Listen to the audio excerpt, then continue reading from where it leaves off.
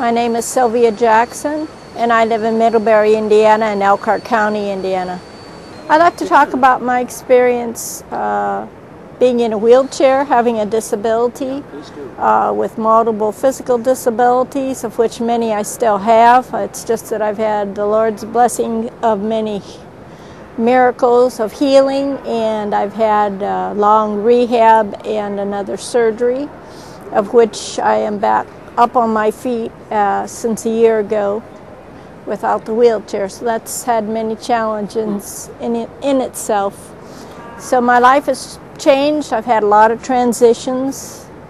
During the time I was disabled, I lived in a house in housing that was not accessible for 2.5 years, and it took almost 2 years for me to get a ramp off of my patio for me to get out without much difficulty. The only time I got out of my home was for medical appointments. It was a very reclusive time when I was used to working full-time and being around people. It started with a head injury, of which that healed, and I progressed away from that.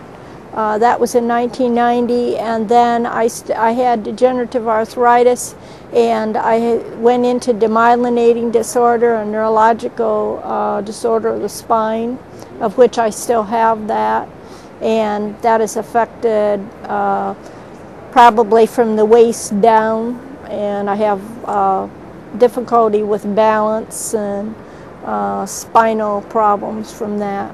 It was at that time that people started calling me and asking me about various questions and information that they needed. And they said, well, you would be a good person to help us with, finding information and advocating for people, because you know so much. You've gone through some of the systems and discovered things. And at that time I didn't have any transportation. They told me to sell my car. I probably would never drive again.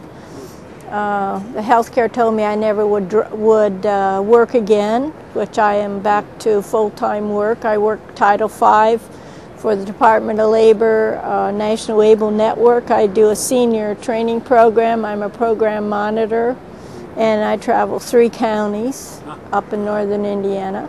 Yes, I drive myself. I did finally, when I started setting goals for myself and got into accessible housing finally, I didn't have transportation, so I was still very cut off for socialization activities and for any aspect of trying to go to work.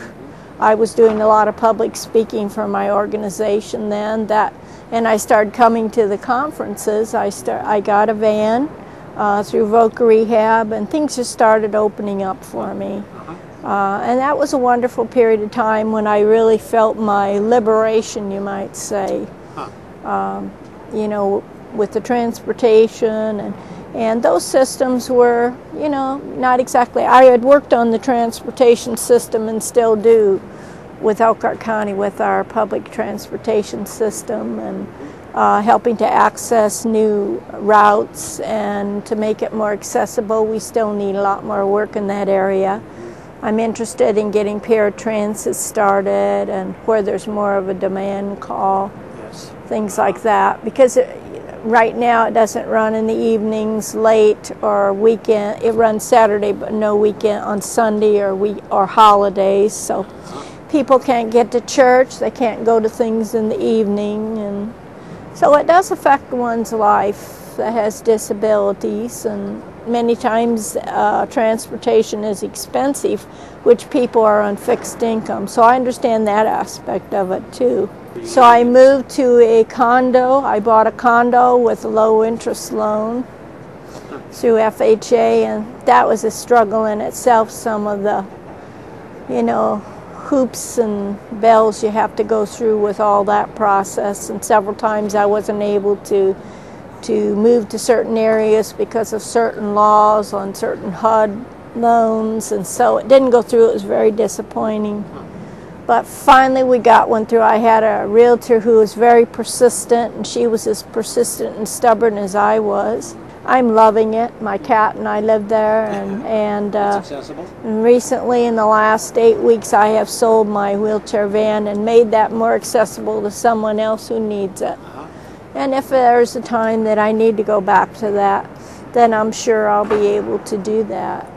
The biggest area is employing people with disabilities. I know I need to be employed in an area where I'm making much more money, where I'm being regarded for my experience and the things that I have to offer, and I don't feel like that I'm doing that now. I love what I do, but it isn't even, I don't even have the ability hardly to make a living. And so I'd like to see that advanced more, see that change come about. Well, I think we need more support because I think they really feel kind of left out of the quote-unquote system, you know. It's real hard for them maybe to get around. It's hard for them financially, you know, and they can't travel this far to, you know, we need to get something more into all the areas of the state. That would be helpful.